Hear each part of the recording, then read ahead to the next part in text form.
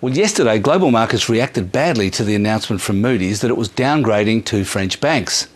Today, the markets turned around and went higher because it seemed that the world didn't come to an end because of the opinion of a credit rating agency, which, it must be said, has some way to go to recover lost credibility. As a result, there were decent gains in the US, Europe and Asia today, and a rise of 1.5% in Australia, where resources stocks and banks led the way, as usual. Qantas jumped nearly 4% as well. Myer reported that its profit for the year more than doubled, which was about what was expected, but management said next year's profit would be up to 10% lower.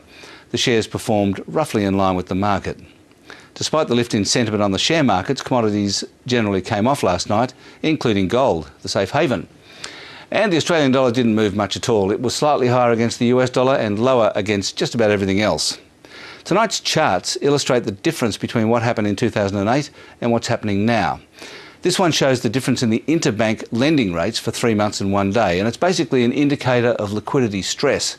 That is, the willingness of banks to lend to each other. It means that the 2008 crisis was all about liquidity. The banking system shut down because they couldn't get any cash. And on that measure, it's not as bad this time. This one is an indicator of solvency stress. It's the cost of insuring against the default of European banks, the price of so-called credit default swaps. The line rises when investors are worried about banks actually being insolvent. This time the line is much higher than it was in 2008. It means that this crisis is all about solvency, not liquidity.